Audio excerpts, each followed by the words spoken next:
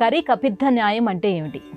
కరి అంటే ఏనుగు, కపిత్తము అంటే వెలగపండు. వెలగపండును ఏనుగుకిస్తే ఏనుగు ఆ వెలగపండును తిని మళ్ళీ వెలగపండునే బయటికి ఇస్తుంది. ఇప్పుడు బయటికి వచ్చిన వెలగపండును పగలగొట్టి చూస్తే దాంట్లో గుజ్జు ఉండదు. దీన్ని కరికపిత్థ న్యాయము అంటారు. చూడటానికి అందంగా వెలగపండులాగానే కనపడుతుంది, కానీ చూస్తే దాంట్లో ఏమీ ఉండదు. ఇలా అనేకమైనటువంటి మోసాలతో,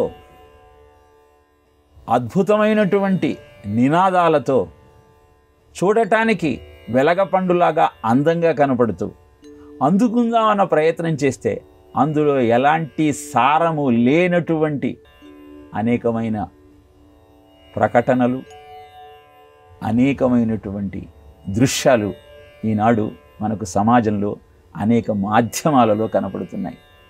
పెట్టేటువంటి టైటిల్ అద్భుతంగా ఉంటుంది, ఓపెన్ చేసి చూస్తే ఆ టైటిల్కు చూపించే దృశ్యానికి సంబంధమే ఉండదు.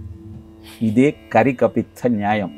కాబట్టి అందమైనటువంటి నినాదాలను చూచి అద్భుతాలేవో ఉంటాయన్న ఆలోచనతో అనవసరంగా నీ కాలాన్ని వృధా చేసుకోకు. సత్యము, నిత్యము, శాశ్వతమైనది భగవతత్వం ఒక్కటే. అంతకంటే అద్భుతం ప్రపంచంలో మరొకటి ఉండదు. దాన్ని ఆశ్రయించు, దాన్ని అందుకునే ప్రయత్నం చేయి. అనుక్షణం ఆనందం నీ సొంతమవుతుంది. గ్యారంటీగా మనం రాసి ఇవ్వచ్చు.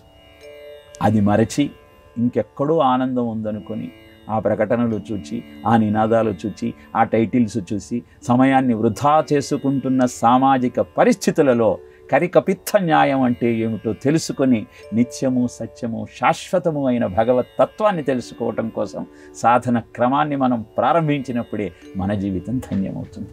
అదే కరికపిత్థ న్యాయంలోని అంతరార్థం.